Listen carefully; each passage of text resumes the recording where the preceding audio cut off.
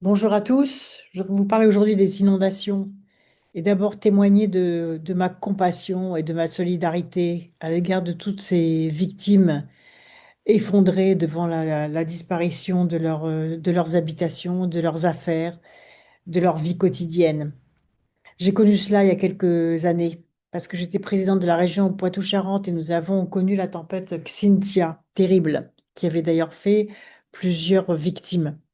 Je mesure ce que représente le fait de tout perdre, de perdre sa maison, de perdre son habitation, de perdre ses affaires personnelles, d'angoisser et de se dire, mais ça va recommencer, parce que dans certaines régions, ça recommence.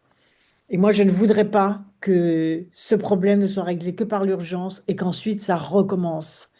Et je suis très choquée de voir le lobby des assurances venir sur les plateaux télé nous expliquer que désormais, en zone inondable, il faudra payer plusieurs milliers d'euros pour les assurances. Ce lobby des assurances qui s'infiltre dans le malheur des gens. Et je voudrais vous dire qu'il y a des solutions.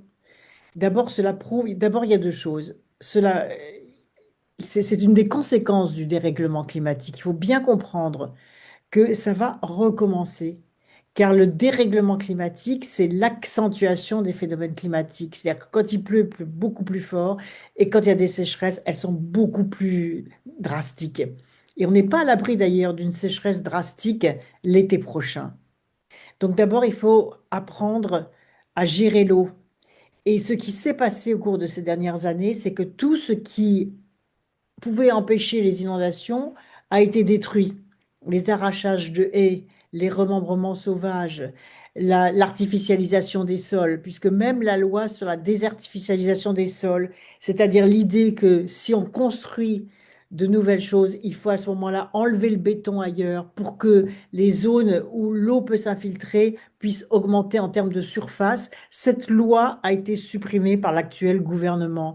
Il faut donc remettre les objectifs nationaux de désartificialisation des sols. C'est très important pour la circulation des eaux de ruissellement.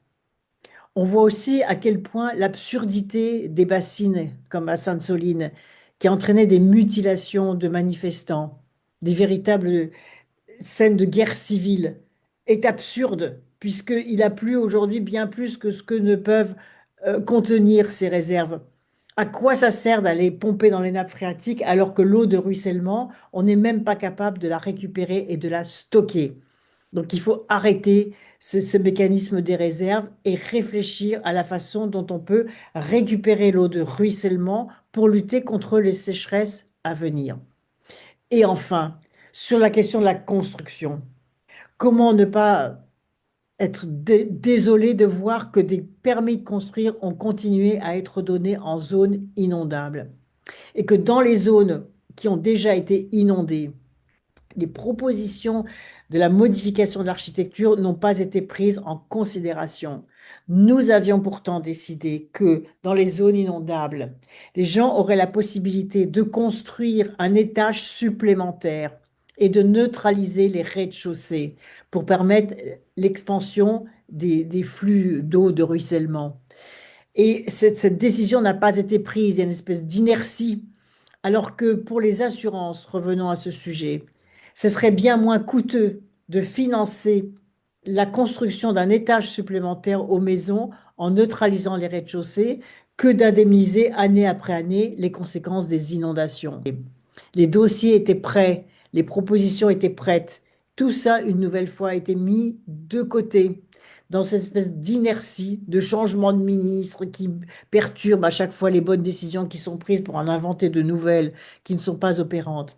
Alors, tirons les leçons une bonne fois pour toutes de cet épisode dramatique pour les gens qui le subissent et réfléchissons à l'adaptation des territoires qui se trouvent en zone inondable.